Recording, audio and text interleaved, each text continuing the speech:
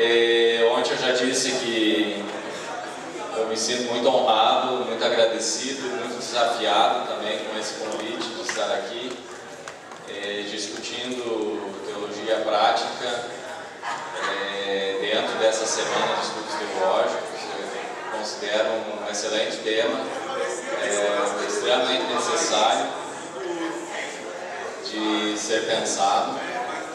Ontem à noite nós trabalhamos definições de teologia prática e eu trouxe uma definição bastante abrangente que diz que teologia prática é a teoria bíblico-teológica da prática da igreja no contexto social. De novo, teologia prática é a teoria, não é a prática, simplesmente bíblico-teológico da prática da igreja no contexto social. Se a gente tem essas outras duas áreas ou disciplinas, a Bíblia e a sistemática, e a prática, a teologia prática justamente vai ser a teoria que vai pensar a partir dessas duas outras bases, a partir da base bíblica e base teológica, como viver teologia na prática, dentro da sociedade. Se os nossos trabalhos na igreja não dão certo, é porque a nossa teologia não funciona. Ela é incompetente nesse sentido, de dar conta.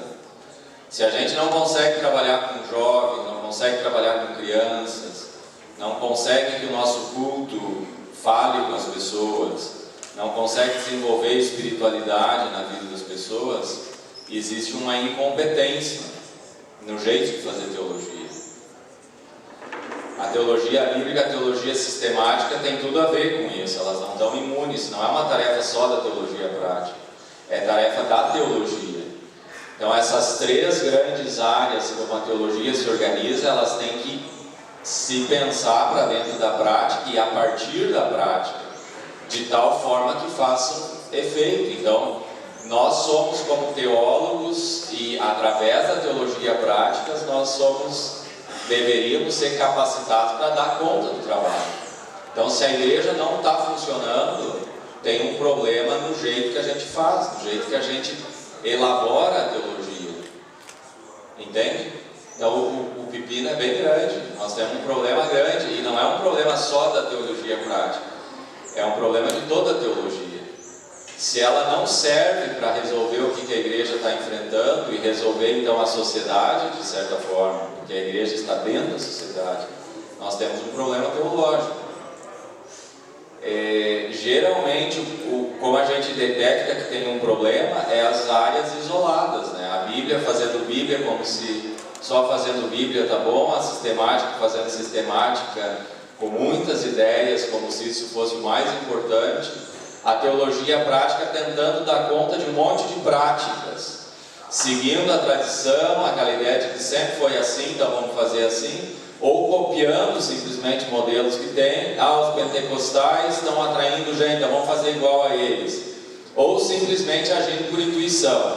Eu acho que o jovem gosta de mídia, então vamos trabalhar bastante vídeo com eles, aí eles vão gostar. Não é por aí. Exatamente isso tem nos levado ao estado que a gente está, de não funcionamento, porque a gente não entendeu ainda a articulação dessas três áreas de teologia de uma maneira efetiva, competente, de fato conseguir dar conta das demandas que estão postas.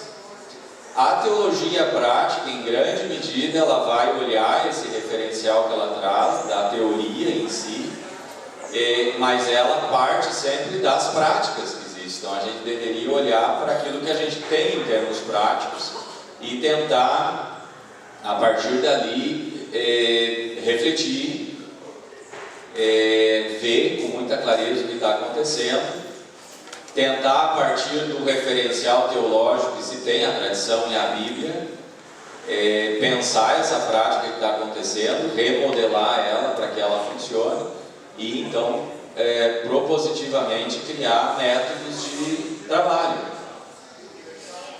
Nessa manhã nós vamos aprofundar um pouco, principalmente o método. Eu vou trazer ainda algumas questões da teologia prática na América Latina. E nós falamos ontem à noite também que a teologia prática é como área, como disciplina, ela é bastante nova. Ela surge lá no século XVIII, XIX, com o Schleiermacher, é o primeiro que vai considerar a teologia com esse nome, né, teologia prática. A gente precisa olhar para a prática da igreja de um jeito especial dentro da teologia. Não quer dizer que antes as pessoas não tenham feito isso, né? O Lutero, o Wesley, o Calvino, todo esse povo fazia muito mais teologia prática, só que eles não eram chamados de teólogos práticos, mas eram em essência teólogos práticos. E teólogas também, ao longo da história, os movimentos, né? Se a gente pega o pietismo, por exemplo, foi um movimento extremamente prático, de realmente devolver a teologia para a vida dos grupos, das pessoas que se reuniam em torno da palavra. Mas como disciplina, então, século XVIII, XIX, ela começa a se organizar. E nós vimos ontem à noite também que basicamente é no século XX que a teologia prática se constitui como tal. Primeiro, ela sai de um paradigma mais pastoral, que seria muito mais caseiro, de resolver as questões bem internas do dia a dia da comunidade, muito ainda pensando naquilo que o pastor faz, no caso eram só pastores ainda, homens. Depois ela migra para o Schleiermacher já coloca esse paradigma muito forte, paradigma eclesial, a igreja como um todo precisa ser pensada, a prática da igreja, não só mais a prática pastoral. No século XX ela se abre para o campo do religioso, o cristão acaba sendo uma maneira de entender o cristão dentro do mundo, o mundo começa a ter importância para a teologia prática, então não só o que se faz dentro da igreja, mas o que se faz no mundo é importante para a teologia prática. Não dá para entender o fazer teológico só olhando para dentro da igreja, a gente precisa olhar para o mundo. Esse paradigma de olhar para a realidade foi tão forte que se chegou ao ponto, no contexto europeu, por exemplo, de se preocupar tanto com o mundo que se esqueceram da igreja. Então se sabia tudo o que estava acontecendo com esse ser humano que vive no mundo em termos religiosos, mas não sabia muito bem o que fazer agora para esse ser humano se reencontrar dentro da igreja, se reinventar como igreja, porque as pessoas são a igreja. A igreja não é simplesmente a instituição, a igreja é justamente as pessoas que vivem no mundo que fazem parte dela. Falei um pouquinho também de que nos últimos tempos tem um retorno, né? Não só pensar o mundo, pensar como é que as pessoas vivem dentro desse mundo, vivem a sua religião, a sua espiritualidade, a sua busca por Deus, a busca por sentido. Não só entender isso, mas entender como isso pode agora ser repensado no jeito de ser de igreja.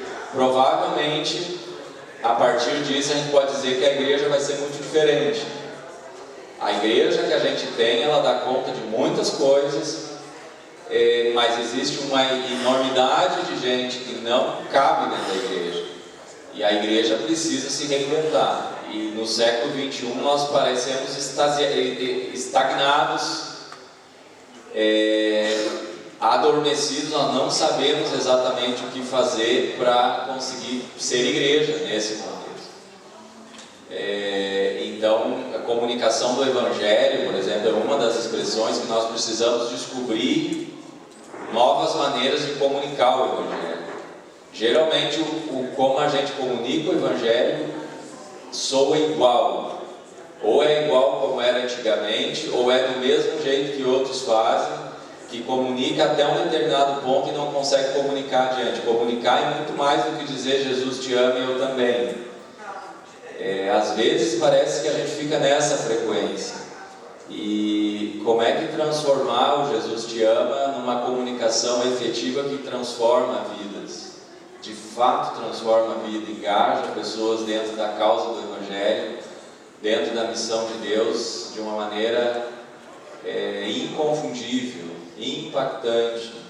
que transformam a sociedade, que transformam pessoas, que transformam o jeito de viver e de pensar. Nós precisamos urgentemente disso. Aí nós tínhamos terminado essa parte um pouco mais histórica e daí não sobrou tempo para falar um pouquinho a teologia na América Latina. O que a teologia prática fez na América Latina? Em grande medida, principalmente os protestantes copiaram muito o modelo europeu, norte-americano e importaram para cá. Transplantamos teologia prática para cá e tinha que dar certo. Por um bom tempo deu certo, mas hoje a gente precisa cada vez mais pensar que teologia prática nós fazemos aqui. Então, nós constatamos na América Latina que existe uma riqueza, uma diversidade de práticas que se observa. Então, os latino-americanos e entre eles os brasileiros, nós somos muito bons em fazer. Nós fazemos muita teologia. Somos extremamente práticos. Por outro lado, nós somos bem práticos, mas nós temos uma enorme carência de conceituação e mistura de conceitos. Teologia prática, pastoral, a teologia da libertação, as teologias das libertações, a própria missão integral, foram todas sempre tentativas de fazer teologia na prática. E fizeram muita teologia e fazem muita teologia na prática. Mas existe muita briga entre os conceitos, né? Então nós carecemos de alguns conceitos, nós não sabemos. Ontem na mesa com a professora Blanche, nós conversávamos qual é o melhor conceito para nós, para dizer o que a gente faz e para pensar essa teologia prática, que é reflexão teórica da prática da igreja dentro da sociedade. Qual é o melhor conceito que a gente teria para dizer isso que a gente faz? Às vezes o povo fica brigando por causa que não querem missão integral, ou querem missão integral, ou teologia da libertação, nem pensar, porque isso é muito político, ou é pastoral, ou é prática. Enquanto a gente está fazendo isso, essas monte de brigas ideológicas, o povo está indo embora da igreja. E é verdade, a gente fica numa briga conceitual e esquece de que nós deveríamos muito mais sentar junto e começar a reagir ao que está acontecendo. Formação nos centros acadêmicos versus praxis das igrejas e organização social. Aí a gente tem um outro dilema. O que se faz na igreja prática às vezes não vem para a academia. O que se faz na academia está tão longe da prática, né? A gente vive quase num mundo idealizado dentro da faculdade. A gente estuda aqui como eu vou fazer depois o meu aconselhamento pastoral, como eu vou fazer a minha diaconia, e a gente nem se dá conta que lá na prática isso que a gente está pensando não tem como funcionar. Eu estou fazendo a meia culpa aqui, a minha crítica. Eu ensino liturgia homilética na teologia lá em São Leopoldo. E às vezes aquilo que eu estou ensinando de culto, para os alunos, por exemplo, eu insisto muito que eles trabalhem em equipe de liturgia, que eles formem pessoas, que o culto não seja só do pastor e da pastora, mas que uma equipe seja capacitada para fazer culto. E quando eles vão para o estágio, eles voltam e dizem: professor, isso aí não dá certo, isso aí que você está dizendo não vai dar certo. A gente não vai ter nem tempo de formar o pessoal não quer isso, o pessoal quer que o pastor venha fazer. Então tem todo um monte de coisa na cabeça das pessoas, né? Que o pastor é aquele que faz o culto. Então eu fico às vezes lá dentro das quatro paredes da academia imaginando coisas que na prática não dá. Então não dá para fazer isso, né? Então existe um divórcio, né, entre prática e academia. Isso não é só aqui, né? Nos outros contextos o divórcio é maior ainda. O contexto europeu, alemão principalmente, o divórcio entre o que se faz na prática e o que se faz na teoria da academia é gigantesco, não tem quase relação nenhuma. Inclusive, se você numa aula na Alemanha vai dizer que na prática acontece isso, provavelmente você vai ser tido por ridículo, porque, bom, o que tem a ver a prática aqui? Aqui nós estamos fazendo teoria agora, nós estamos pensando as coisas. Depois você vai pensar na prática. No centro de formação falta clareza quanto à relação da teologia prática com as outras disciplinas, então com a Bíblia e com a sistemática, e com as subdisciplinas. a liturgia, a homilética, a diaconia, a evangelização, aconselhamento. Então, parece que essas áreas vivem todas meio em feudos separados. Cada um tenta resolver o seu problema do seu jeito e não conseguimos sentar junto de fato e fazer teologia de uma maneira inteira. É incrível essa capacidade que temos de nos separar, dividir de novo, e cada um fica fazendo o seu cozido. E não nos damos conta que deveria botar tudo e fazer um grande ensopado aí.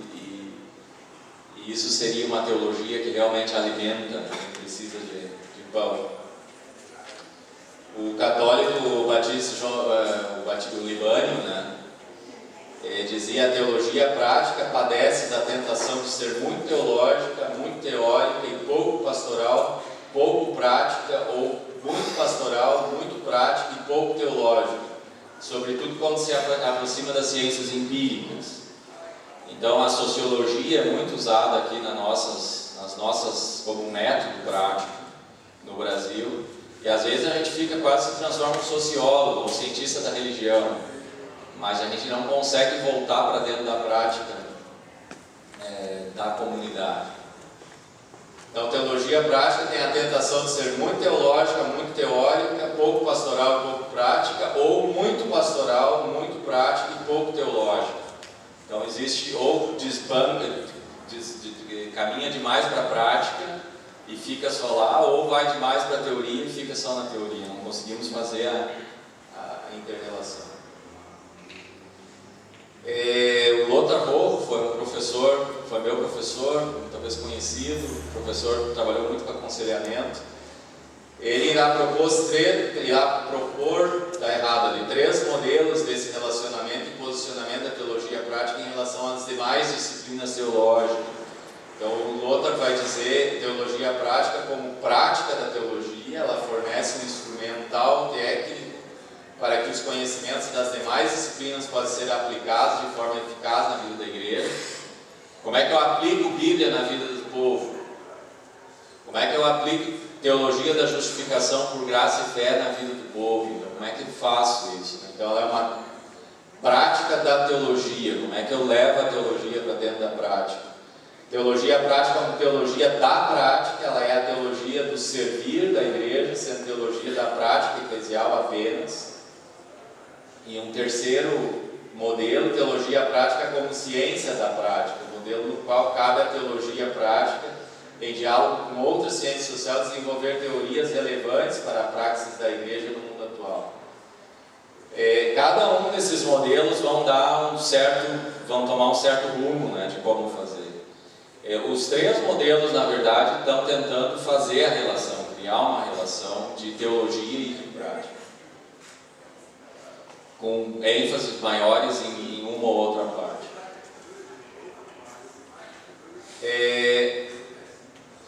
Na década de 60, 70, com a teologia da libertação muito forte no Brasil, eu não sei se isso aconteceu com a teologia da missão integral também, mas em todos os casos, com a teologia da libertação, se chegava a perguntar se a teologia da libertação não seria em si uma teologia prática. Era uma teologia que eu olhava o contexto, olhava a realidade e tentava de alguma maneira dar conta desse contexto. Eu acho que não. Acho que a teologia da libertação é muito mais uma teologia contextual, e ela tem muitos elementos da teologia prática, mas ela não é em si, e ainda mais a teologia prática como ela se desenvolveu depois, ela não daria para ser chamada de uma teologia prática em si.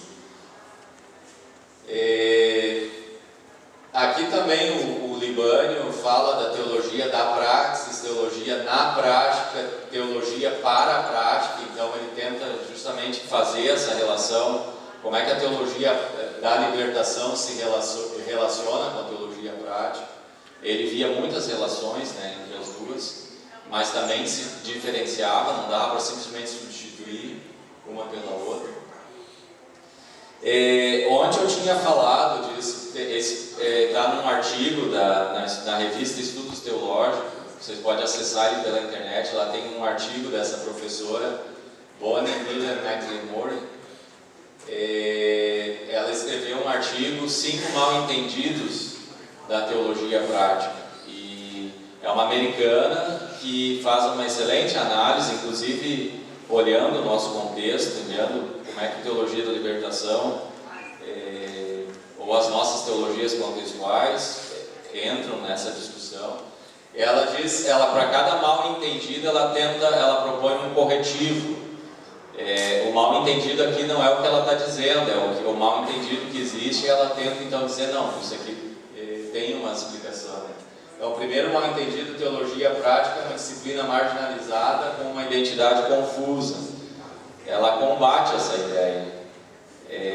Teologia prática tem uma identidade, ela é complexa na maneira de se definir, porque a prática é algo difícil de se conceituar, a teoria da prática é mais difícil ainda, mas é na complexidade que ela se constitui e se define. Então é difícil talvez a gente conceituar a teologia prática porque ela é complexa na maneira de se articular, justamente como tem que ser a complexidade de fazer teologia pensando a realidade.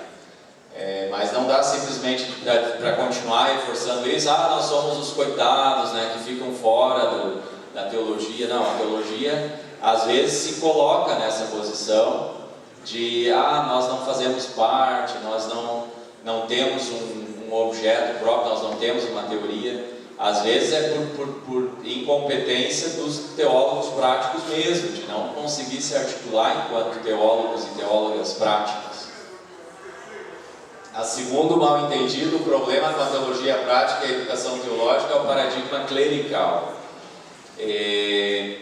Existe também essa tendência de dizer que teologia prática está tão somente ocupada com o ministério clerical da igreja, com o que o clero faz. Esse é um encurtamento muito grande. O mesmo e resumir a teologia prática para dar conta apenas do ministério já é um encurtamento. O ministério da igreja depois eu vou falar um pouquinho disso, um dos grandes eixos da teologia prática. O eixo principal, talvez, mas de longe não é o único eixo. Então, teologia prática, ela está ocupada com a prática da fé das pessoas. Ontem à noite nós conversamos vendo a música do Oswaldo Montenegro, A Lógica da Criação. Ali dentro existe teologia.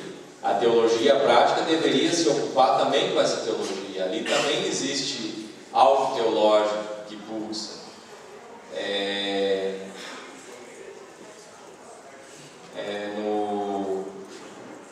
Quem vai no show da Madonna, começa que Madonna já é algo religioso, o próprio nome Madonna, de certa forma existe algo religioso lá. E isso também a teologia prática deveria se ocupar disso, em que medida essa religião que pulsa dentro do fanatismo pop, ou da devoção pop, em que medida isso deveria nos fazer pensar para dentro das nossas teologias, a maneira como nós criamos relação das pessoas com o Evangelho. Então, a Bonnie vai dizer, se está pensando que teologia prática tem só a ver com clero e com ministério, isso é um encurtamento muito grande, não é só isso. Teologia prática e teologia pastoral são termos intercambiáveis, então ela faz uma discussão, ontem à noite nós discutimos isso. Ela defende que teologia prática abrange o pastoral. Ela traz muito o conceito também de teologia pastoral dos Estados Unidos, que está muito próximo de aconselhamento pastoral, é diferente do que vocês fazem aqui na Unesp. O 4, a teologia prática é impossível de ser definida, ou inversamente pode ser definida de maneira simples. O estudo da relação entre crença e prática, ela discorda disso, ela diz que não é fácil de ser definido, tem um pouco a ver com o primeiro ponto, tem toda uma complexidade que precisa ser pensada. E o último, a teologia prática é em grande parte, se não totalmente, descritiva, interpretativa, empírica e não é normativa teológica, em alguns casos eu ousaria dizer cristã. Também ela discorda totalmente disso, e isso nós falamos bastante ontem. Teologia prática não é prática. Teologia prática é teoria da prática da igreja. Teoria da prática, teoria que toma um referencial bíblico, teológico como base para justamente pensar essa prática e avançar na prática dentro da sociedade. A teologia prática é a teoria bíblico-teológica da prática da igreja no contexto social, político e cultural. 3 grandes focos de pesquisa, reflexão e ação. Esse é o jeito que eu me organizo para pensar a teologia prática. Para mim, teologia prática tem 3 focos. O foco no ministério da igreja, aí as sub-áreas, liturgia, homilética, vão dar aconselhamento, diaconia, nos ocupam bastante. Então, o que a igreja faz em termos de ministério é algo extremamente importante para a teologia prática pensar. Mas existe um segundo grande foco que é no contexto, teologias contextuais, por exemplo, como a teologia da libertação. Eu só dei aqui um exemplo, né? Poderiam ser vários: teologia negra, teologia da mulher, teologia indígena, teologia da criança. Como que a gente pode pensar para dentro do contexto, a partir do contexto? Por exemplo, a discussão lá do congresso que vai ter na Este ano que vem, a descolonialidade entraria muito nesse segundo bloco. Como é que a teologia prática se relaciona com essas teologias que tentam justamente mais responder às demandas da realidade, do contexto em que vivemos? Esse seria, então a gente sai um pouco do paradigma ministerial, ou do modelo ministerial, a gente já tem que olhar um pouco mais longe, para dentro do contexto, o que é ser igreja dentro de um contexto como o nosso. Aí as teologias contextuais podem nos ajudar muito a nos entender dentro do mundo, dentro da sociedade. E por último, é um tema que tem me interessado muito, a pesquisa empírica e na cultura, que seria o que eu chamo de religião vivida. Como é que expressões, por exemplo, que eu falava antes como a Madonna, como é que a gente pode estudar fenômenos assim e repensar a teologia a partir desses fenômenos, que são talvez os nossos grandes desafios hoje. O que a gente está vendo na Netflix, por exemplo? Diz que tinha há pouco tempo atrás 70 mil filmes na Netflix. 70 mil filmes. E a gente fica, às vezes, lá passando e não acha nada para ver. Tem 70 mil filmes lá dentro e a gente não acha nada para ver. O que o povo está... Eu tenho um aluno meu da graduação, que está de iniciação científica, ele está a seguinte tese: Netflix como a nova igreja. O que as pessoas buscam nesses filmes? É só entretenimento? Passatempo? Provavelmente não. Provavelmente a gente não encontra o filme lá porque a gente está buscando alguma coisa. Então, quais são essas buscas? Como é que a gente pode entender o que as pessoas buscam na Netflix e entender que busca religiosa, espiritual, existencial se esconde atrás da busca? E como é que a gente, como igreja, poderia responder a isso? Provavelmente não é botar filme na Netflix, né? Ou criar uma Netflix na igreja, não é isso. Mas como é que a gente pode responder a essa busca por sentido que está por detrás da busca da Netflix? Esse é um exemplo.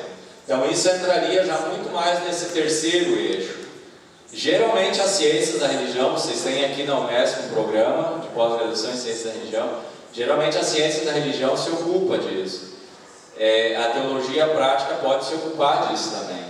A diferença da ciência da religião é que a ciência da religião vai muito mais ler a realidade, tentar entender, talvez até propor uma aplicação. A teologia prática, a diferença, ela vai ler, vai tentar entender, mas ela vai tentar responder para dentro do que a igreja faz. E tentar agora, a partir da igreja, dar conta disso. O que é isso que as pessoas estão buscando? Tem um colega meu, o professor Yuri Reblin, pesquisa só sobre super-heróis, né? O que existe de religioso nos super-heróis?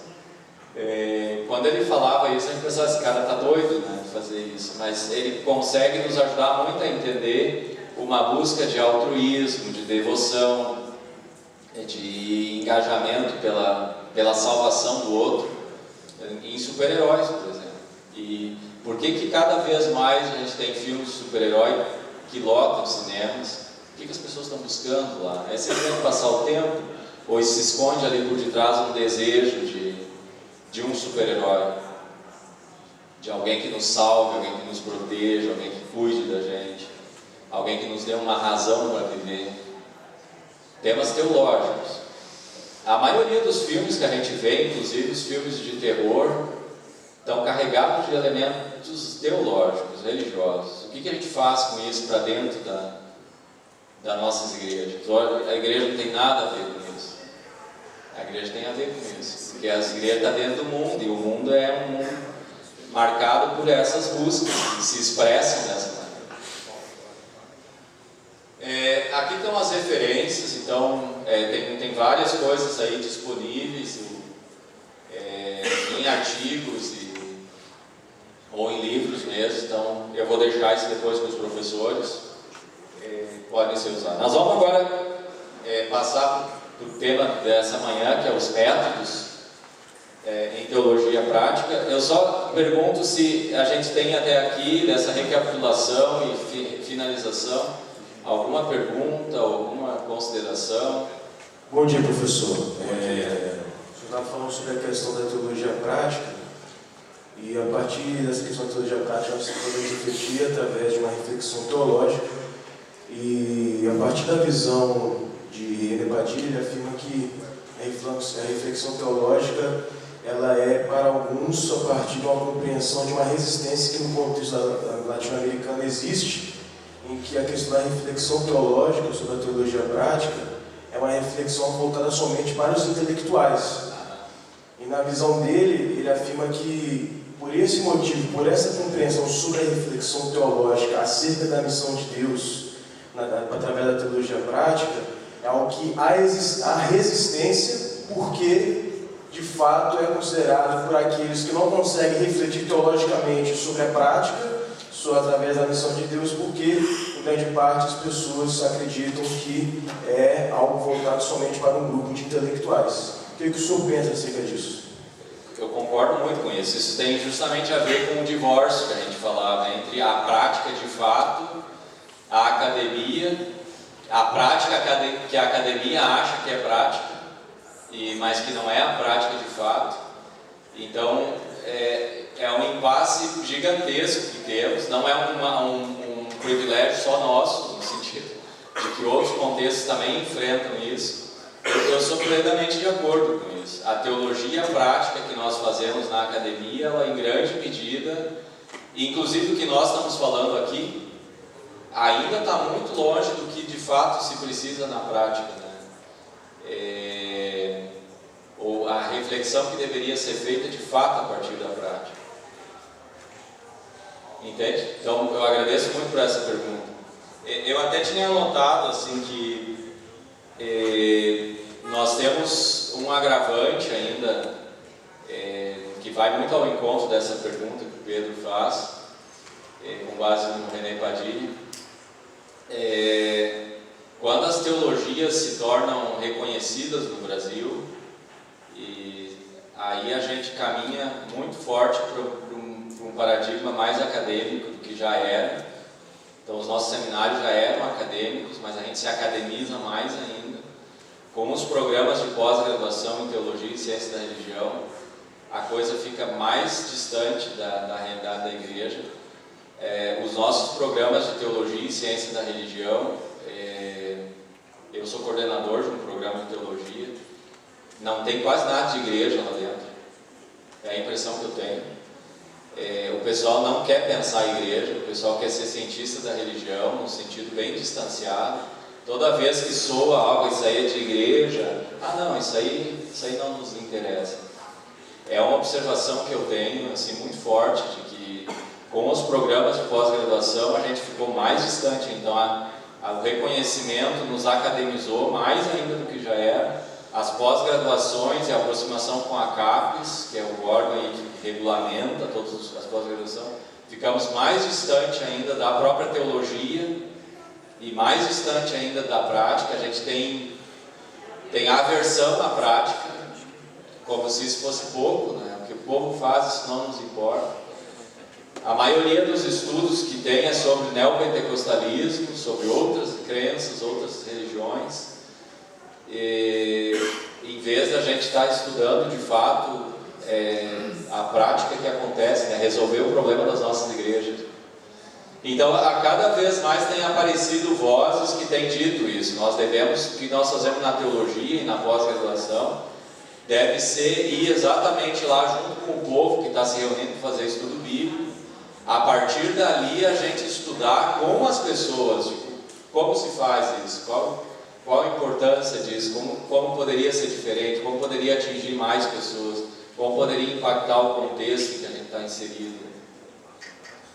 Vamos ter que descer do pedestal da academia e levar a academia para dentro de onde a prática acontece. Isso talvez seria para nós justamente encontrar um jeito nosso de fazer teologia prática. Isso. Obrigado. Mais alguém? Bom dia. Bom dia. Meu nome é Priscila, sou aluna do primeiro ano de teologia. Bom, o Pedro, ele falou dessa questão, desse divórcio, né, entre a prática e a teoria. Isso também é um tema que me interessa muito, e eu percebo, geralmente aqui na faculdade, nos nossos estudos, nossas aulas, muito das coisas que a gente debate, que a gente discute. É interessante como que a igreja evangélica no Brasil era formada majoritariamente por igrejas pentecostais. E vê-se muito pouco de pentecostalismo aqui na teologia, por exemplo. Só que, ao mesmo tempo, a gente para perceber que as igrejas pentecostais, elas também são formadas majoritariamente por pessoas pobres e negras. E aí a gente pensa, aqui, sentado nessas cadeiras, quantos negros estariam aqui estudando se não fosse pela bolsa da igreja metodista que paga o nosso curso, que paga a nossa moradia? Então, é uma questão também social, é uma questão também econômica e é uma questão também elitista. O estudo teológico, ele ainda é elitista. E eu acho que isso é uma barreira que a gente precisa estudar e romper e vencer, porque é uma situação social, é econômica e é de gênero, e por isso ela é interseccional. E eu gostaria muito que você falasse isso, sobre essa perspectiva interseccional desse divórcio entre teoria e prática. Obrigada. Priscila, né? Muito obrigado pela excelente provocação, né, para todos nós. Eu acho que justamente, lá em São Leopoldo é a mesma coisa, também temos alunos pentecostais, não tantos como aqui, mas temos também, e a gente praticamente não faz teologia prática pentecostal, né? Nós fazemos uma teologia prática ainda dentro do protestantismo histórico, e mostra exatamente o divórcio que a gente tem, né? Então, aquelas práticas, a gente às vezes se contenta em refletir um pouco, e às vezes de uma maneira preconceituosa ainda em relação ao pentecostalismo, mas não consegue de fato trazer o pentecostalismo como tema teológico para dentro das nossas aulas.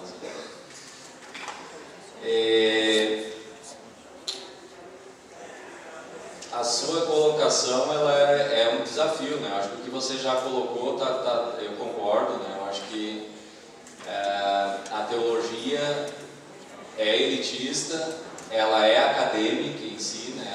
Ela tem por natureza um distanciamento do que se faz na prática, da realidade concreta. A gente ter consciência disso já é um grande caminho.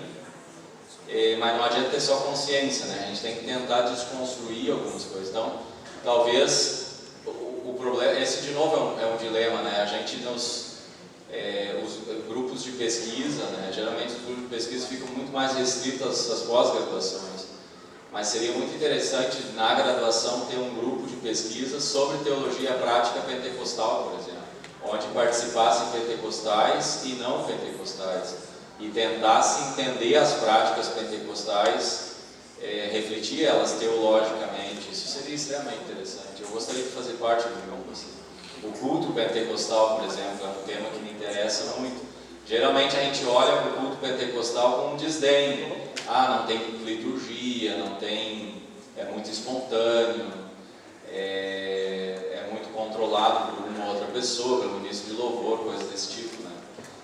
Mas a gente não vai lá, de fato, sentar junto com quem faz o culto para tentar entender o que se faz ali, né? E tentar refletir essa prática de um jeito teológico. Que a academia vai ter uma distância da prática, sempre vai ter, né? Porque a academia é a academia. Então não tem como a gente ser idealista e dizer agora nós vamos descer todo mundo da academia e vamos todo mundo para a prática. Daí a gente vai para o outro lado. O interessante é a gente encontrar justamente a intersecção, se eu entendi bem a sua colocação, entre o que se faz na academia, o que se faz na prática, o que se faz na academia. Uma questão, uma dimensão alimentar a outra o tempo todo. Então esse seria o grande desafio. Professor, bom dia, professor Emerson. Próximo ano completo 25 anos de ministério. Sou recém-chegado aqui a esse espaço. Quando nós adentramos esse ambiente, não sei se o senhor observou aqui no nosso prédio, nós temos vários painéis aqui, e uma das figuras emblemáticas para aqueles e aquelas que adentram esse ambiente de reflexão acadêmica, aqui na entrada aqui nós temos um quadro que procura ilustrar de modo muito pontual algo que para nós, o pastor metodista, é muito importante em se pensando em epistemologia e metodologia. E esse painel que está aqui, ele se inspira num hino de Charles Wesley, e a nossa teologia também tem muito disso, teologia, da homilética. E quem presta atenção quando entra aqui, e a partir da inspiração de Charles Wesley, vai entender o seguinte: nós precisamos reunir aquilo que há muito tempo anda divorciado, que é ciência com piedade. Então, para nós, metodistas, quando a gente fala de epistemologia, de fundamentação metodológica, eu acho que nós estamos orbitando de ontem até agora de manhã, que não lançamos muito, mas que bom que estamos nesse patamar. Me parece que não basta apenas dizer, precisamos trazer a academia para a igreja, precisamos trazer a academia. Nós, quem faz teologia são pessoas que têm intenções, que têm motivações. Então, às vezes, a nossa fala ela oculta um pouco de coisas que não estão claras para nós. Então, esse divórcio, tanto é propalado hoje, é resultado de um modo como a gente se aproxima do objeto. Né? Ainda que façamos essa distinção entre ciências, a religião e a teologia, não resolve muito se a gente não ter claro isso. Então, para nós, dentro da nossa perspectiva metodista, é muito importante se leve em conta o fato de que nós temos que fazer um exercício de que piedade, vida com Deus, espiritualidade, não é uma questão de fronteira, de espaço. Sim. Aliás, um bom lugar para se estar é na fronteira, né? O senhor poderia conversar com a gente, ainda que ano passado, um pouquinho sobre isso? Com certeza. Obrigado. Qual é o seu nome? Elerson.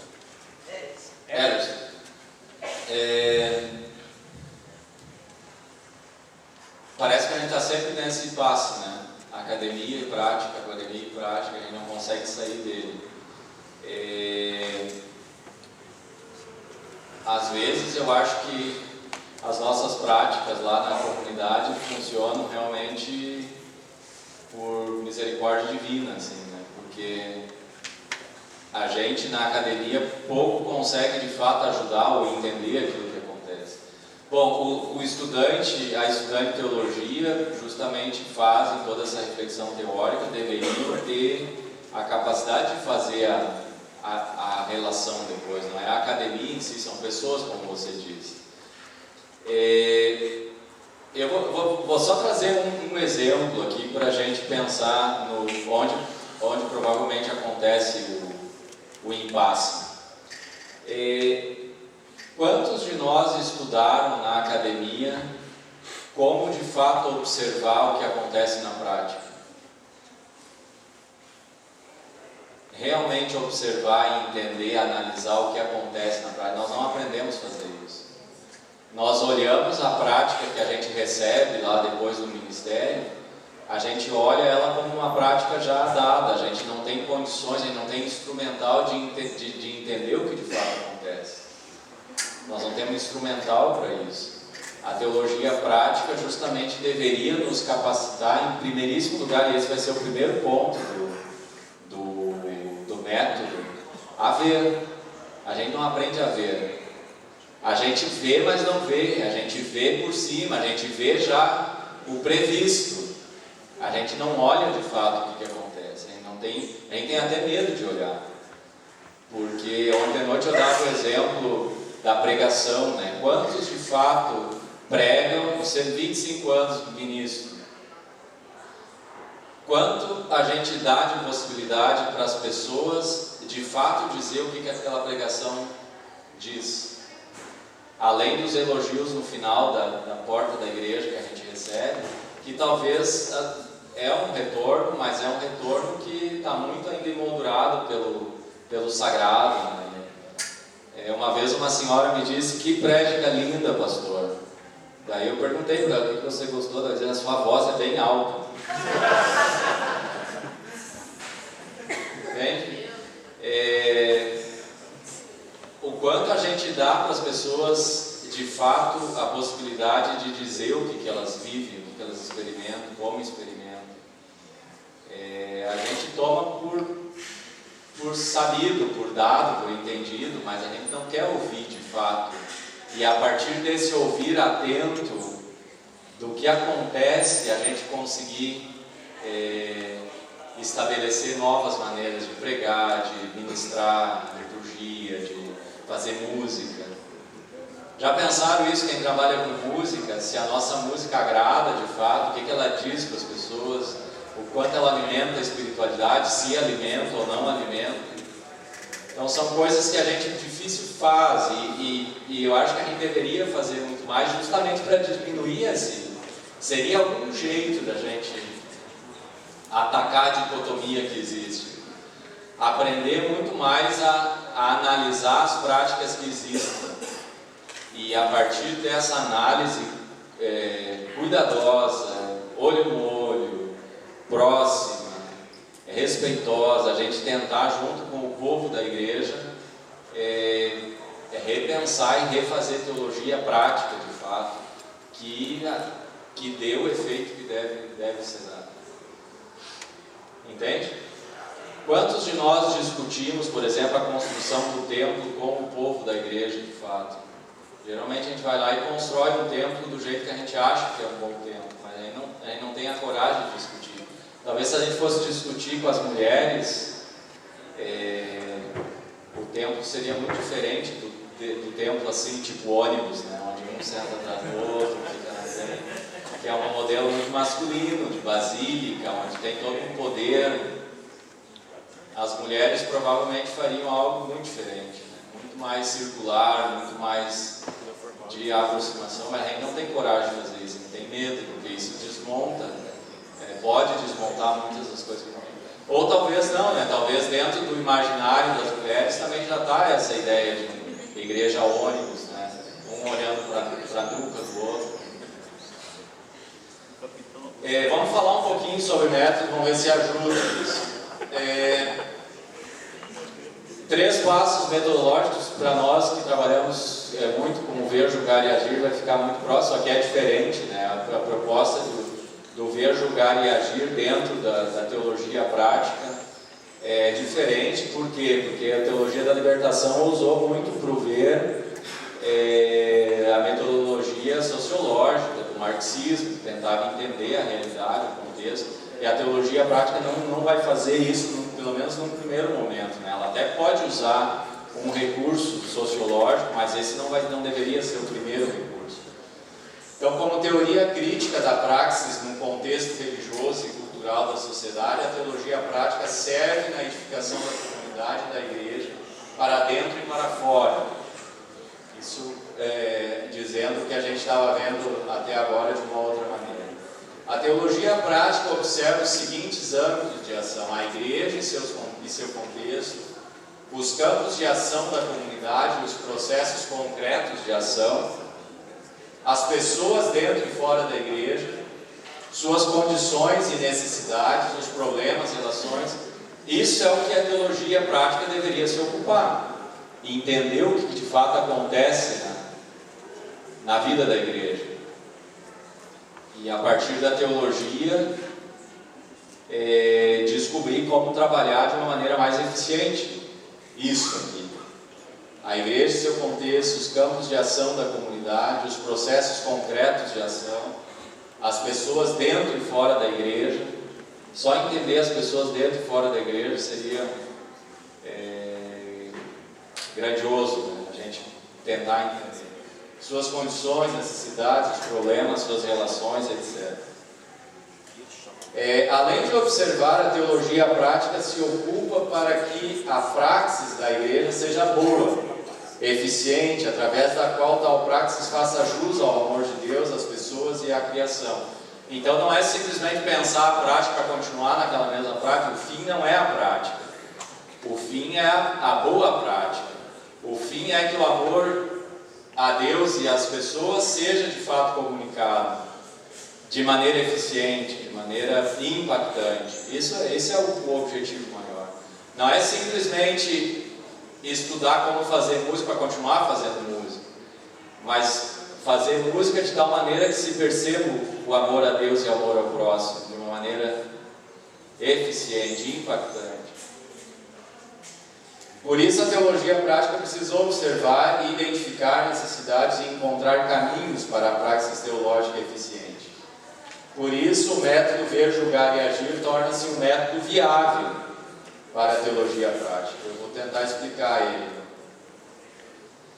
Ver, julgar e agir, a gente também, se não quer usar ver, julgar e agir, podia usar outros nomes, né? Podia usar observar, avaliar, transformar. Poderia dizer trabalho empírico, trabalho hermenêutico, trabalho estratégico, também seria interessante. O empírico, hermenêutico, estratégico, poderia ser assim. Empírico, crítico, construtivo, também daria para chamar assim. Então a gente pode sair, se essa nomenclatura nos atrapalha, a gente pode sair dela. A teologia da libertação usou a mesma terminologia com as suas especificidades que eu já falei. Então, muito forte essa questão do método sociológico, no primeiro passo, principalmente.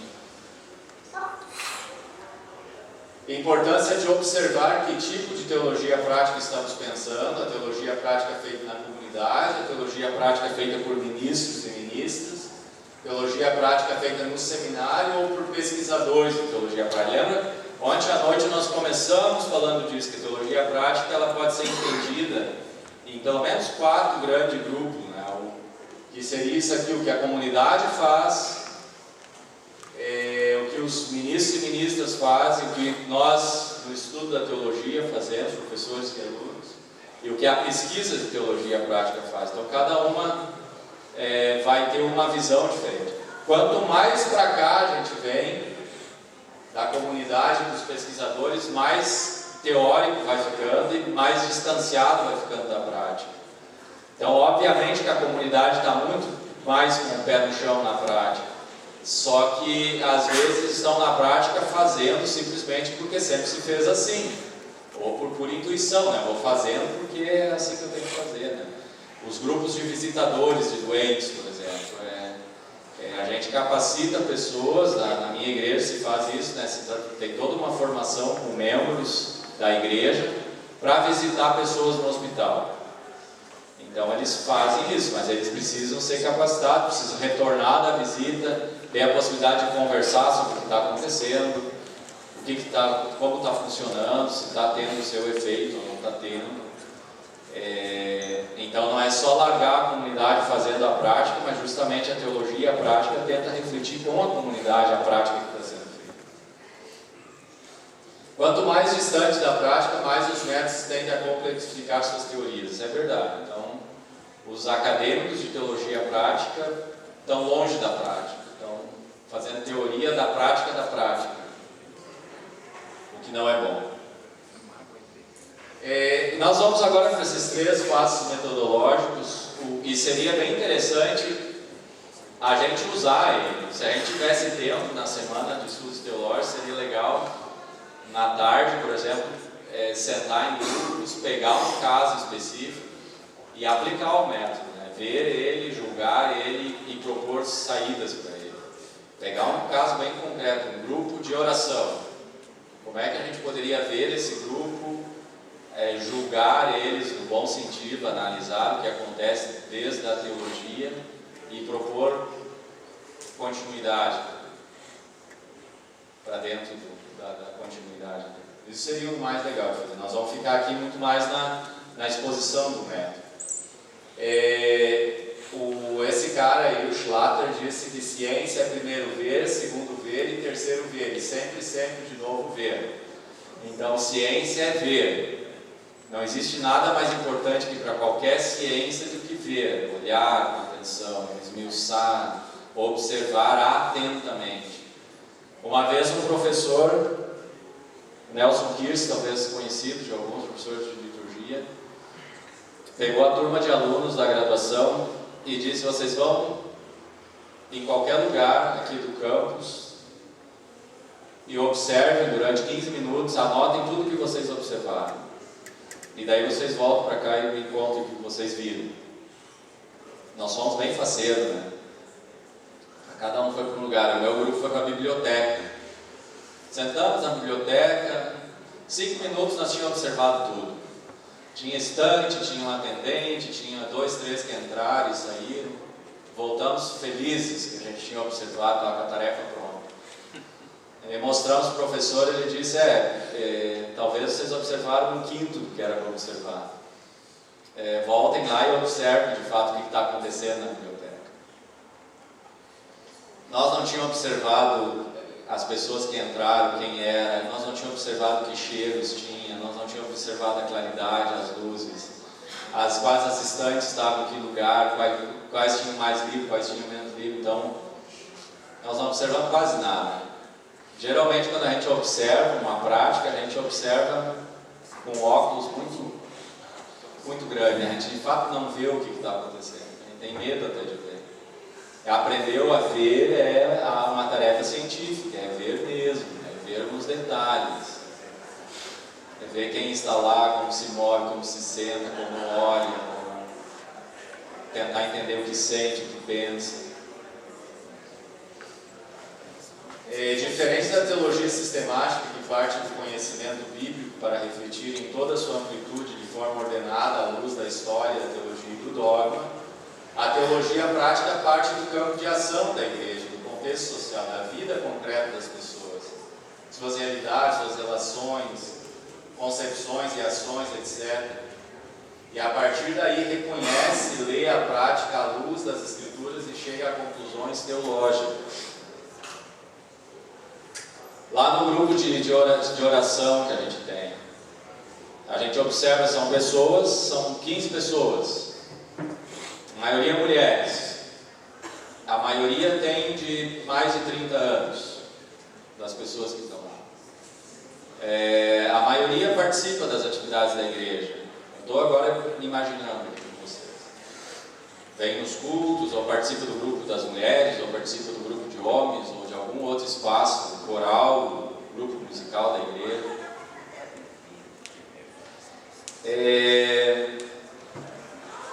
Como é que as relações dessas pessoas entre elas, aí talvez a gente já não quer pensar muito. Quem gosta de quem se relaciona melhor com quem. Como é que são as relações dessas pessoas no grupo familiar, como é que são dentro da família. Quais são os problemas que estão dentro de casa.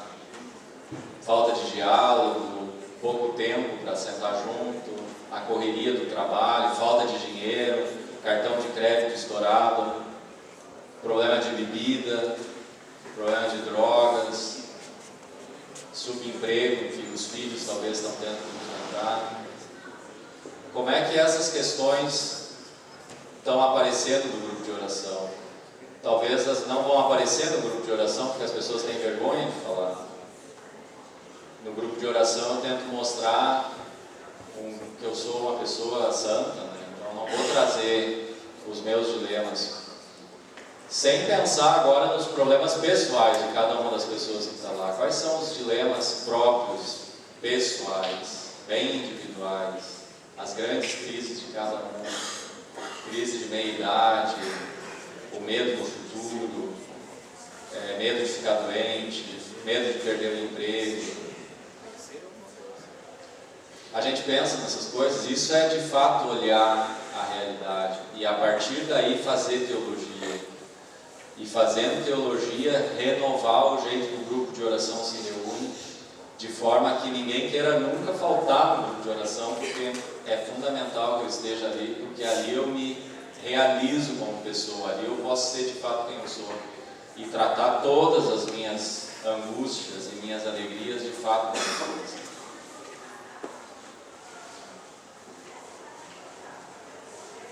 Por isso a teologia prática precisa de ajuda para uma análise precisa da vida e da situação. Ver uma primeira ajuda para a análise da situação é um óculos teológico, limpo e realista. Um óculos teológico, em primeiro lugar, nessa proposta metodológica. Ver com um óculos teológico, o que seria isso? Ver o caso, a situação com competência teológica. Não ver como um psicólogo. Às vezes tem muito essa tendência, a gente se acha que a gente é o psicólogo, que a gente é o sociólogo, ou que a gente é o professor, né? Não, nós somos teólogos e teólogas. E a gente deve olhar a realidade como teólogos e teólogas. Não adianta a gente terceirizar, né? Trazer um psicólogo para dizer o que está acontecendo. Não, é a gente como teólogo e teóloga deve conseguir olhar aquela realidade. A teóloga prática se diferencia de um pragmático sendo uma boa teóloga. Então a gente tem que ser bom teólogo. Um bom teólogo, uma boa teóloga consegue olhar o seu povo e olhar eles em profundidade, entender quem são. Observar qual teologia se expressa na prática concreta.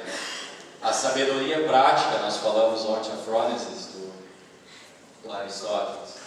Mais que a técnica, quais os motivos teológicos que fazem as pessoas assim pensar, falar e agir? Por exemplo, no grupo de oração, por que não falam sobre determinados temas? Por que a questão da sexualidade não aparece, por exemplo? Provavelmente porque tem uma questão teológica. Porque sexualidade é algo feio, é algo ruim, é algo da esfera do pecado, né? É algo íntimo demais, eu não vou contar. Obviamente, né, tem coisas da sexualidade que você não vai abrir num grupo, mas a sexualidade é algo prazeroso, mas algo que causa sofrimento imenso, individual nas relações. Por que não se fala disso? Quais os espaços das nossas igrejas que a gente pode falar da sexualidade? Abertamente. Por exemplo, estou só trazendo exemplo, poderia ser outro tema, poderia ser o desemprego, poderia ser o amor que esfriou na relação e que não está em crise, ou os filhos que não falam com os pais. A gente fala dessas coisas de fato. Qual é a teologia que se esconde por detrás daquilo que a gente fala e daquilo que a gente não fala? Nós cremos na ressurreição, por exemplo. Cristãos e cristãs creem na ressurreição.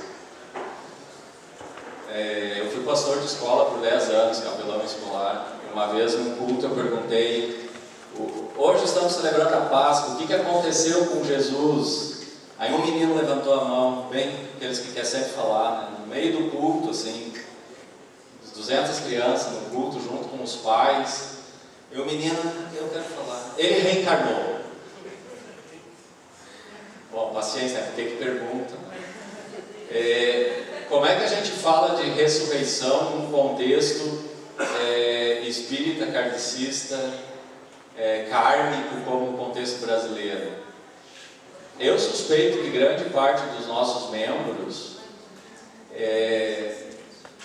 a ressurreição é uma ideia complexa, difícil de entender, é difícil de entender para nós. Para muita gente é algo extremamente complexo, envolve muita fé, né? A ressurreição é um ato de fé, né? Você crê simplesmente, você não tem como explicar. A reencarnação é bem mais fácil de explicar, existe muito mais plausibilidade. Grande parte dos nossos membros, eu estou falando dos luteranos, eu acho que eles entendem reencarnação, que eles ficam na outra vida, você isso, você. A gente realmente dá espaço para falar sobre isso abertamente na mesa, ou a gente coloca limites teológicos para falar de ressurreição nos nossos grupos, na escola dominical, no estudo bíblico, nós falamos de fato disso. Então, qual teologia está por detrás do que a gente fala? E o quanto a teologia podia ajudar nós a falar do que de repente, de fato, deve ser falado? Entraria muito aqui, né? Esse é o óculos teológico. Em que medida a nossa teologia ajuda a falar ou ela limita a falar? Observar na prática, em análise, quais são as imagens de ser humano, imagens de Deus, quais as compreensões de salvação, libertação, de comunidade que se tem. Quais as imagens de Deus que tem nos nossos grupos? Se a gente fizesse aqui, né, quais as imagens de Deus que nós temos? É o velho barbudo sentado olhando para baixo, como a maioria das charges no Brasil, as charges nos jornais, sempre que tem Deus aparece um velho barbudo sentado num trono, olhando para baixo com um olhar bravo e um triângulo em cima da cabeça, talvez o triângulo da maçonaria, ou a Trindade. É essa imagem que as pessoas têm? Qual é a imagem de ser humano que se tem? O quanto a teologia ajuda na construção da imagem de Deus que temos. Ver se há incoerências em determinada teologia de um grupo e sua ação, obviamente. Abrir a conversa não é simplesmente para dizer, bom, então se vocês acreditam na reencarnação, tá bom, vale também. Não é nesse sentido. Justamente o óculos teológico vai vir dizer, olha, para a teologia cristã, com base nessas referências que temos, então existe uma outra maneira de compreender e conseguir aprofundar isso com as pessoas. Grande parte dos luteranos no Brasil, principalmente da minha igreja, é a da qual eu posso falar, porque é a minha igreja, são analfabetos bíblicos e teológicos. A maioria dos temas que os teólogos dominam, ou acham que dominam, e falam muito nos cultos, as pessoas de fato não dominam, ou entendem de uma maneira muito diferente. E a gente não conversa disso, nós não temos catequese suficiente para conseguir justamente, a partir de um óculos teológico, entender e ver a realidade e buscar então formas de entender de uma maneira mais profunda, mais condizente com a teologia. Observar conflitos sociopolíticos, econômicos, culturais, de gênero, na prática analisada, e qual a relevância e o papel de teologias nos conflitos existentes. Eu acho que fica claro aqui, né, em que medida as teologias ajudam a gente a refletir, por exemplo, agora a polarização que vivemos na política. Em que medida a teologia nos ajuda a enfrentar a intolerância, o preconceito. Que teologia é essa? Porque é interessante que o lado mais preconceituoso e intolerante usa argumentos teológicos, bíblicos. O lado aberto e tolerante também usa argumentos bíblicos e teológicos. Então tem alguma coisa não fala aqui, alguma coisa se perde no caminho. Uma segunda ajuda para ver é o óculos histórico. Então nós estamos ainda no vendo, né? Nós estamos vendo a realidade. Nós temos uma realidade bem concreta para analisar e nós estamos vendo ela. Vimos ela pelo óculos teológico, nós vamos ver agora com o óculos histórico. O que seria isso? De onde vem essa praxis desse comportamento? Como que ele se desenvolveu? Como se diferencia essa prática hoje dos modelos passados? A catequese para adolescentes, por exemplo. Nós botamos os adolescentes em sala de aula, né? No caso da minha igreja. Nós damos aula para eles virar cristão. A entender o que é ser cristão, a gente bota eles numa sala de aula, com livro, com prova.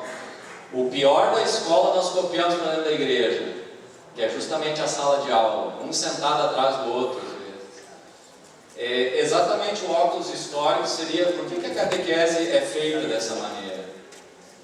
Da onde vem essa ideia de catequese primeiro? Como é que era a catequese no tempo de Jesus Cristo, a gente poderia pensar? Dos primeiros cristãos. A gente vai descobrir que os primeiros cristãos, antes de entender o que era ser cristão, eles viviam o que era ser cristão. O padrinho e o catequista pegava aquela pessoa que ia ser batizada praticamente pela mão e dizia: vem cá que eu vou te mostrar como é ser cristão. É se doar para o outro, é cuidar das viúvas, é cuidar dos pobres, enterrar os mortos. Isso era ser cristão, então se ensinava fazendo. Por que a gente não pega a nossa criançada e não ensina eles a ser cristão fazendo, vivendo, experimentando, convivendo? A gente bota eles sentados e tenta ensinar para eles o que é ser cristão e cristã. O óculos histórico aqui nos ajudaria muito a pensar. Por que a gente continua repetindo? É por peso histórico? O que da história a gente pode descobrir, outros modelos que existiram, e a gente tentar, a partir desses outros princípios e modelos, recriar modelos de catequese com adolescente, por exemplo. Quais fatores do contexto atuam e influenciam a prática? Porque os metodistas, quando vieram para cá por causa da missão, esse era o único jeito de fazer culto. Por isso a gente faz culto até hoje. Bom, mas agora a gente já não é mais, já passou esse tempo. Então, às vezes, a gente fica carregando os nossos mortos. Porque o pessoal, quando chegou, fazia dessa maneira. Então, nós quase temos que honrar aqueles que começaram a fazer dessa maneira.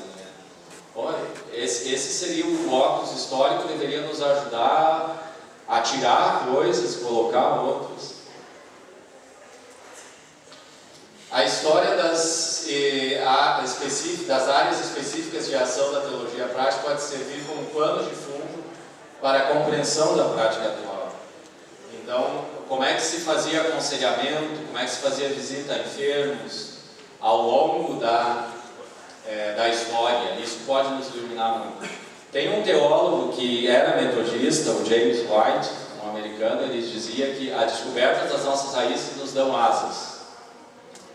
A descoberta das raízes práticas, teológicas, nos dão asas. Ele falava especificamente do culto. Quanto mais a gente descobre como os primeiros cristãos e cristãs fizeram, mais asas a gente tem para voar e construir um culto que seja muito mais, que corresponda muito mais ao que as pessoas de fato buscam. A descoberta das raízes nos dão asas. Então, o óculos histórico nos ajuda a olhar para trás e como é que a igreja fazia. E por que lá deu certo com aquelas pessoas daquele tempo e como que a gente pode, a partir desse princípio, fazer hoje para dar certo também. Talvez com uma prática totalmente diferente, mas usando princípios muito parecidos. Ver como fatores da história social, local e cultural influenciam e se relacionam com determinada prática, com que interesse e finalidade. Por exemplo, na catequese, a escola, né? Justamente esse modelo da escola a gente copiou. Por que justamente copiou esse modelo? E não outro modelo de ensino? Existem outros. Ainda no ver, um terceiro óculos, e aqui seria o mais próximo do que a teologia da libertação fazia, seria o óculos empírico. Só aqui entraria agora o óculos de um método, ou uma outra área, a gente viu ontem à noite, né, essas áreas que auxiliam a teologia prática. A teologia da libertação usava o método sociológico. Outros métodos empíricos, qualitativos e quantitativos podem ser usados. Outros métodos da sociologia da religião, da medicina, da psiquiatria e psicologia, da sociologia e psicologia do desenvolvimento. estudos biográficos, a pedagogia, a comunicação e a semiótica, a linguística, a literatura, a fenomenologia, a estética, a administração e marketing. Por exemplo, a igreja está com um problema financeiro, problema administrativo. Como é que a gente pode buscar no terceiro óculos a ajuda da gestão de marketing para resolver o problema? Tem um artigo muito interessante numa revista, uma revista de economia, eu não vou lembrar qual é o nome da revista, mas é a história de um padre que a igreja, a paróquia estava com muitos problemas. Um dos grandes problemas é que tinha uma mulher que era dona das chaves e ela dominava praticamente tudo. Ela determinava quando acontecia qualquer coisa na paróquia, na igreja, era a mulher das chaves. Era dona da chave, todo mundo tinha medo da mulher das chaves. E a igreja cada vez esvaziando mais, as missas mais vazias. E o que o padre fez? Ele foi estudar administração. Fez um curso de administração e aí ele entendeu que o problema era administrativo. Aí ele descobriu que dentro da paróquia tinha gente que nunca vinha na missa, mas que eram administradores. Eram gente que sabia muito bem como se gesta uma empresa, por exemplo. Ele foi lá na casa das pessoas, buscou ajuda, sentou com eles e criaram um plano de gestão para a igreja. Uma das primeiras coisas foi conversar com a mulher das chaves e descobrir que a mulher das chaves sofria com aquilo. Ela estava há anos fazendo aquilo, ela detestava fazer aquilo, mas ela achava que aquilo era o dom dela, a vocação. E ela fazia com peso, em vez de tirar a chave dela, libertar a mulher das chaves, ela encontrou outro espaço para fazer. As chaves foram distribuídas para diferentes pessoas, se setorizou o trabalho. Em poucos meses, o aumento que vai acontecer nas missas, por exemplo, é incrível. As pessoas começam a perceber que tem um ar novo acontecendo na paróquia. E uma revista de economia relatou isso.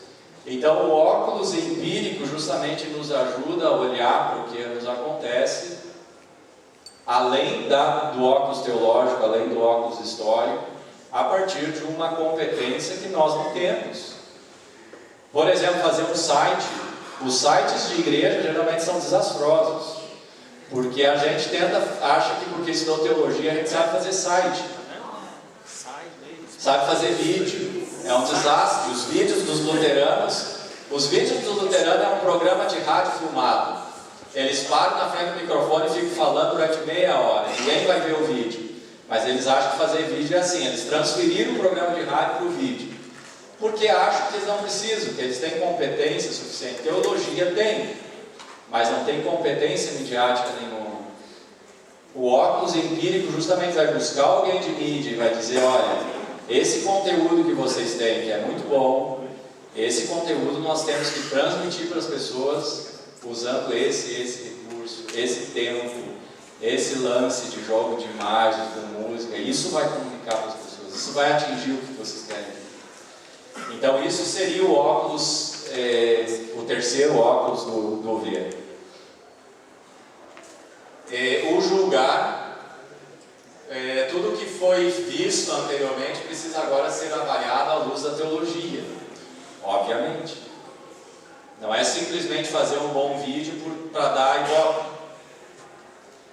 Entende? Não é fazer um culto que venha 2.000 pessoas para a gente dizer que a igreja está crescendo. Se esse culto fere o princípio teológico e bíblico, ele é um pseudo-culto, não é culto. Então, o segundo passo metodológico é extremamente importante. Qual é a teologia que nos ampara para fazer isso? Que nos impulsiona para fazer o que a gente quer fazer? Isso não é apenas um mandato bíblico. Lembro lá de 1 Tessalonicenses 5, 21. Façam tudo, mas retenham o que é bom, né? Observem tudo, controlem, vigiem tudo o que acontece, retenham aquilo que de fato vai servir. É um mandato bíblico a gente julgar com cuidado, com critério. O critério é o Evangelho. O critério teológico, primeiro, são os textos sagrados, as escrituras. escrituras. A igreja é criatura da palavra, assim diz Lutero. A igreja é resultado da palavra, da pregação da palavra. Então, somente isso. Seja o culto, o sermão, o aconselhamento, a catequese, a edificação de comunidade ou a evangelização, a qualidade da música, a diaconia, a teologia prática irá perguntar como podemos avaliar essa prática a partir das Escrituras. Essa deveria ser sempre a primeira pergunta. Como é que se fazia isso na tradição bíblica, Antigo e Novo Testamento? Como é que se fez isso? Olha, não, aqui a gente está no segundo passo. Não é no sentido para copiar e fazer igual. Esse é um equívoco que muitas vezes existe. Muitas igrejas tentam isso. Na Bíblia se fazia assim, vamos fazer assim hoje, vai dar certo.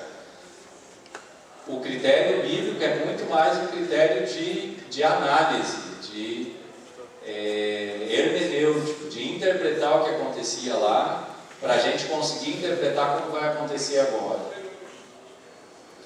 Evitar a leitura superficial e investir em estudo, exegese para interpretar e descobrir a teologia, a mensagem própria e profunda das Escrituras. Então, como a gente falou ontem à noite na discussão, né, a Bíblia autoriza tudo. Com base nesse livro, a gente salvou muita gente, a gente acabou com muita gente. Então, o estudo aprofundado das Escrituras é justamente esse passo de não deixar que as Escrituras superficialmente nos ditem o que aparentemente é o que está lá, mas justamente aprofundar. Quanto mais a gente aprofunda, mais a gente descobre a riqueza que está por lá e mais a gente vai conseguir sugar elementos para pensar o que a gente precisa fazer no hoje. Julgar o critério principal das Escrituras é o amor a Deus e o amor à pessoa próxima. Então a gente poderia dizer esse é o grande critério. De Gênesis a Apocalipse, a Bíblia está falando do amor a Deus e amor à pessoa ou à criação. Aí esse seria o critério teológico, né? A Bíblia e a própria teologia. O segundo critério do julgar seria não teológico, na tradição e na prática da igreja. A boa música, aqui é um exemplo, né? A boa música da igreja não será definida apenas a partir da coerência teológica do seu texto, mas também pela qualidade da música, a clareza do texto, a qualidade vocal, instrumental e acústica. Então seriam aqueles outros elementos que nos ajudam. Por exemplo, se a gente pega a catequese com adolescentes, a pedagogia e a psicologia seria um critério não teológico. Eles vão nos ajudar muito mais a ler o nosso adolescente hoje. Quem são esses adolescentes? Por que eles não param quietos? Por que só querem olhar no celular? Por que tem vários adolescentes aqui olhando no celular? Que poder é esse que o celular tem? Então, isso é quase uma questão antropológica, psicológica, a gente entender.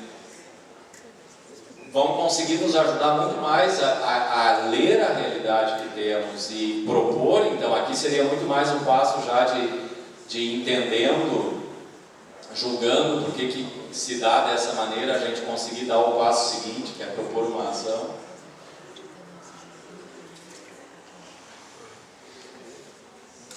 E a gente está agora no terceiro passo. A teologia prática é um motor reformador da igreja, então isso é importante, né? A teologia prática é um motor reformador. Teologia prática é o jeito que a gente reforma permanentemente a igreja, deveria ser pelo menos. Se ela funciona do jeito que deveria, ela seria um motor reformador. Nessa etapa metodológica, o que se busca não é a inovação pela inovação, mas a qualidade prática entre práticas existentes. Esse gráfico aqui ajuda muito a gente a entender. Então, na época tal, chegada dos missionários metodistas, o culto era celebrado se fazia desse jeito, por esse motivo. Na época B, 2018, São Paulo. A praxis A, talvez que funcionou lá na época A, não funciona mais. E nós precisamos uma praxis B, precisamos inventar um outro jeito. A teologia prática justamente vai agora propor, faça um culto dessa maneira. Esse culto vai funcionar. de novo eu volto da Alemanha, que é o contexto depois do Brasil que eu mais conheço. A Alemanha, o governo da igreja lá está ligado ao Estado. O governo investiu numa grande pesquisa para mapear os alemães, entender os alemães e a relação deles com religião e espiritualidade, isso que a gente falava ontem. Foi uma pesquisa, seria para nós aqui, tipo Fundação Getúlio Vargas ou IBOP. O IBOP também descreve, mas um grande instituto de pesquisa, geografia, alguma coisa assim, fizeram realmente uma pesquisa de alguns anos para entender a espiritualidade do povo. E chegaram à conclusão que existe sete grupos, 7 milheiros, 7 tipos de relações com religião e espiritualidade entre os alemães. 7 tipos diferentes. Desde aquele mais erudito, que vai no culto, gosta de música do Bach, música clássica, gosta de uma pregação extremamente teológica, rebuscada, talvez nem entende o que ele vai fazer com aquilo, mas é uma boa pregação. Um culto bem litúrgico, então tem esse grupo, muitos estão ainda desse grupo, até o grupo dos punk, que não quer absolutamente religião, para eles é vivida no cuidado com o cachorro, morando nas escadarias, no cuidado com o estupete do cabelo. Isso tem muito mais religião do que nem sabe o que é a igreja. Então eles descobriram e mapearam esses 7 grandes grupos e descobriram que a igreja clássica, seria a nossa igreja histórica, dos 7 grupos ela atendia 2 ela dava conta e 1 mais ou menos. Todos os outros grupos a igreja não servia absolutamente para nada. Ela pode desaparecer que ninguém vai se dar conta que ela desapareceu. Imagine vocês fazerem isso na igreja de vocês, entre os metodistas, entre os pentecostais, a Assembleia de Deus. Imagine investir nisso, estudar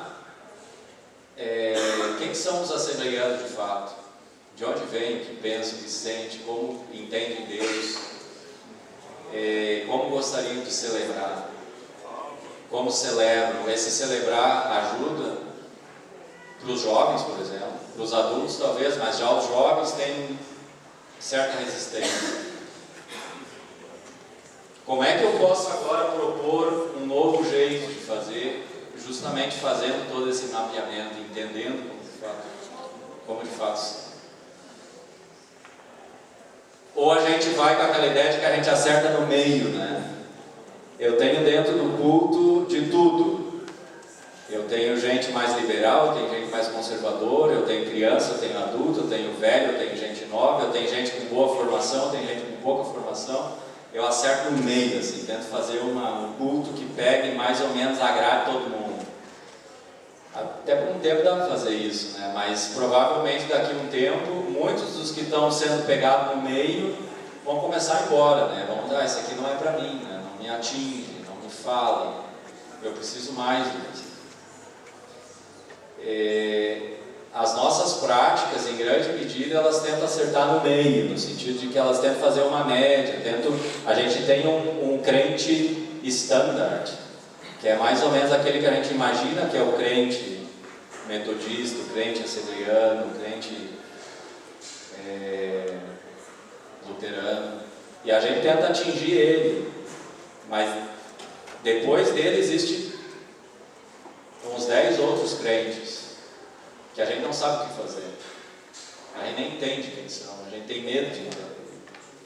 Teologia prática, usando um método como esse, vai tentar justamente mapear e entender todos esses outros e tentar desenvolver trabalhos que vai atender todos os outros. Você vai dar muito trabalho.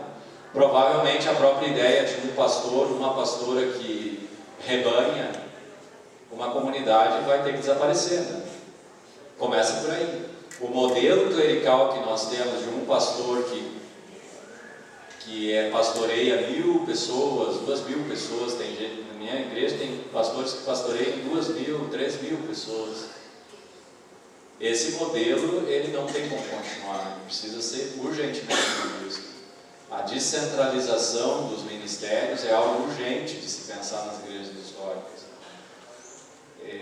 porque a gente precisa atingir muito mais A nossa membresia é muito mais diversificada do que era na época A. A época B, a gente tem uma membresia extremamente diversificada, extremamente exigente. Uma membresia que não vai vir 2, 3 vezes para ver se aí o pastor consegue falar para ela, né? Eles vão vir uma vez e na segunda não vem mais, vão buscar um outro lugar.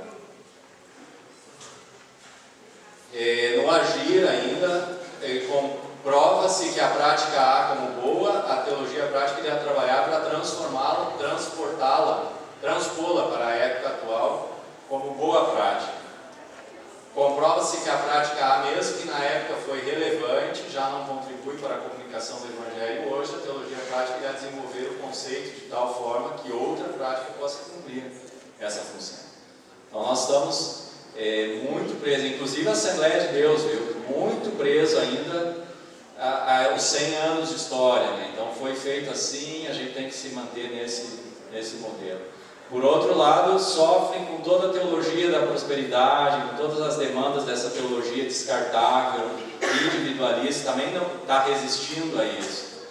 Como é que pode equacionar de tal maneira que consiga manter a tradição de 100 anos, olhar para essas novas tendências que vêm pela música, pela teologia mais individualista e tudo mais, e conseguir redescobrir novas maneiras de se expressar? Provavelmente vai ter que encontrar mais que uma maneira. Uma maneira só não vai dar conta de todos os assembleanos. Entender que não é tarefa da teologia prática transferir prática, mas refletir a teoria da praxis a partir de critérios empíricos, teológicos e críticos. A teologia prática irá analisar novos conceitos para a praxis e desencadear processos comunitários de reflexão, formação, experimentação e avaliação. Isso é muito importante, gente. Os dois últimos pontos que estão aí. A gente tem que ter coragem de experimentar. As coisas na igreja não precisam dar certo a primeira vez. Talvez a gente vai errar muitas vezes. Diz que o Erickson, né, que criou a lâmpada, ele errou 99 vezes, não é? Errou 99 vezes, na 100ª vez a lâmpada funcionou. Na igreja nós temos que fazer algo que tem que dar certo na primeira, não precisa dar certo na primeira. Talvez um trabalho com jovens, por exemplo, nós vamos errar muitas vezes. E daqui a pouco a gente consegue acertar, daqui a pouco já começa a errar de novo, porque o jovem mudou. E a gente tem que de novo começar a repensar como fazer. Experimentar, ter coragem de experimentar. Reavivamento de uma comunidade. O colega vai falar hoje à tarde sobre plantação de comunidades, né? Com certeza se experimenta muito. Experimentamos assim, não deu, vamos reexperimentar, vamos fazer desse jeito. Revitalizar uma comunidade que está morrendo. Experimentou assim, não está funcionando. Experimenta de outra maneira. A teologia prática está lá justamente para servir para isso, para nos dar subsídio para reinventar, repensar. E avaliar é algo fundamental. Avaliar as práticas, ter coragem de avaliar. A gente não tem coragem de avaliar. De perguntar o que de fato está funcionando, se não está funcionando, por que não está funcionando, como poderia funcionar. Avaliar, constantemente avaliar. Mesmo quando está funcionando, a gente tem que avaliar. Mesmo quando está funcionando, a gente tem que estar avaliando constantemente. A gente tem medo de avaliar, porque a gente tem medo do que vai ouvir e vai nos dar trabalho. Porque a gente vai ouvir reclamações e vai ter que adaptar a coisa e isso dá trabalho. Mas é justamente por isso que a gente está aqui. Isso faz parte do nosso mandato de cristãos e cristãs. Fazer bem feito. A mensagem do Evangelho, a mensagem do Reino é preciosa demais. A gente tem que fazer o máximo de esforço possível para que ela seja de fato vivida da melhor maneira possível. Então isso dá trabalho.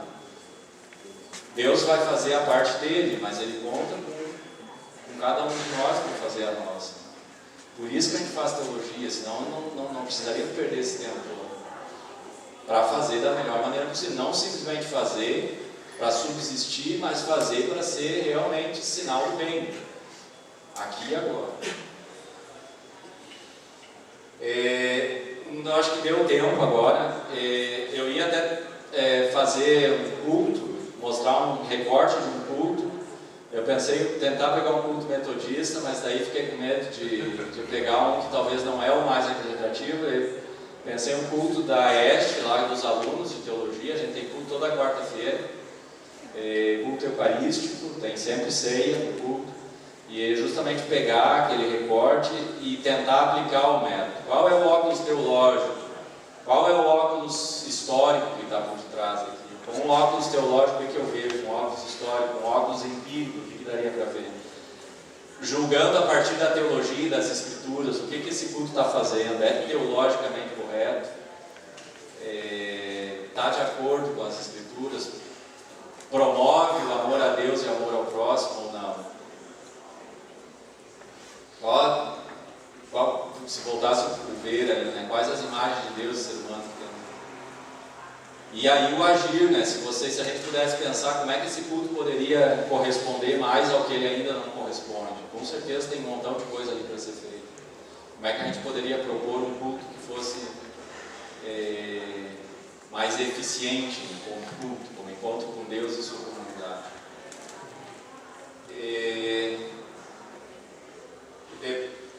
Aqui seriam os passos de novo, aí mais resumidos. E deixo a sugestão para vocês assistirem esse filme. É um filme feito aqui em São Paulo, Linha de Passe, do Walter Salles. Esse filme está cheio de religião. Ele já começa com uma relação entre religião e futebol. É um filme duro para se ver. Ele é quase uma reportagem, ele desnuda a nossa sociedade, os dilemas. Tem todo um dos personagens é um evangélico, pastor de uma igreja, não se diz qual é a igreja, mas é uma igreja pentecostal. Então, tem uma parte, por exemplo, que se lê um salmo com a cidade de São Paulo, mostrando a cidade de São Paulo à luz do Salmo 104, eu acho que é. Nós iríamos ver esses trechos e pensar como é que a gente faz teologia prática a partir daqui, a partir desse material. Também isso dá para fazer. A gente não precisa pegar só os materiais que são explicitamente religiosos, mas a gente pode pegar aqueles que são implícitos religiosos. Essa outra religião que pulsa para fora da igreja. E a partir daqui a gente pensar o que isso diz para a nossa prática de igreja. A igreja aqui está em crise. Ela tenta responder ao dilema paulistano, mas ela também não consegue. Tem uma senhora, por exemplo, que ela quer ser curada de uma deficiência e ela não consegue. Então a igreja vai, em vários momentos, ela avança, mas ela tem que retornar. Então é justamente, se a gente fosse olhar a prática do pastor, olhar por todos os óculos que a gente falou, como é que a gente poderia propor para aquele pastor trabalhar na comunidade dele de forma que desse conta das grandes demandas que aparecem na comunidade. Então esse é um exercício legal também, a gente olhar, às vezes sair do nosso umbigo, né? Sair das práticas das nossas igrejas, olhar outras práticas e a partir dali nos deixar inspirar, né? Se a gente consegue ajudar ficticiamente aquele grupo, como é que a gente poderia agora transferir isso para a nossa comunidade? De novo, aqui eu coloquei referências, aqui tem o Lothar, então eu coloquei algumas referências mais da prática. Espero ter ajudado vocês a pensar. Existem outros métodos, eu trouxe esse método, porque é o método que eu mais uso e que eu ensino também, e tento aplicar ele na prática.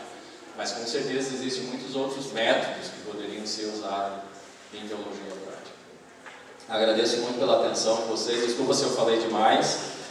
E fico aqui à disposição para nossas conversas e também reação depois. Obrigado, gente.